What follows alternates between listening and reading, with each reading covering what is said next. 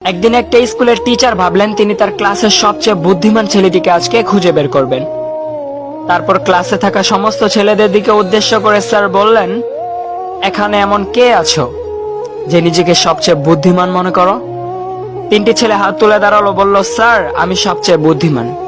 Sir বললেন, আমি একজনকে বেছে নিতে চাই, অতএব তোমাদের একটা ছোট্ট পরীক্ষা দিতে হবে। আগামীকাল তোমরা স্কুলে আসার পূর্বে 3টি মুরগি 3 জনে আলাদা আলাদা ভাবে জবাই করবে।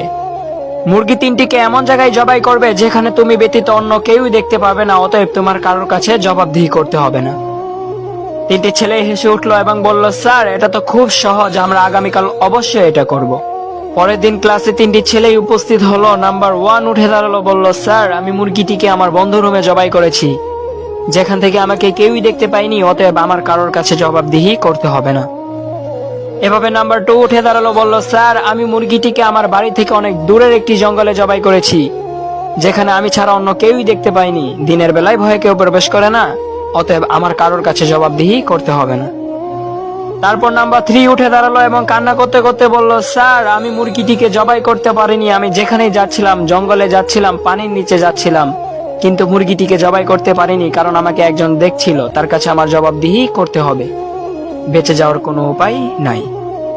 কার কথা বলছিল? কার কথা বলছিল আপনারা জানেন? আল্লাহ, আমাদের সৃষ্টিকর্তা, আমাদের রব, আমাদের মালিক আল্লাহ। ঠিক তেমন অবস্থা আমাদের। আমরা অনেক চালাক। আমরা যখন কোনো পাপ কাজে লিপ্ত হই, ডানে তাকাই, বামে তাকাই, সামনে তাকাই, পেছনে তাকাই, কিন্তু উপরে তাকাতে ভুলে যাই। যদিও উপরে তাকালে আমরা কাউকেই দেখতে পাই না, কিন্তু আমরা তো বিশ্বাস করি আমাদেরকে দেখছেন কে? আল্লাহ। আমাদের মনের কথা জানেন কে? আল্লাহ। আল্লাহ বুবা ব্যক্তির কথাও কিন্তু জানে। কি জানেন না? জানে? জানে।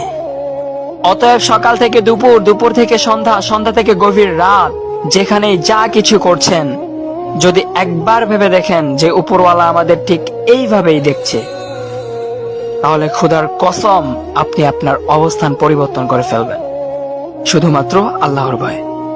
আসসালামু আলাইকুম ওয়া রাহমাতুল্লাহি ওয়া বারাকাতুহু।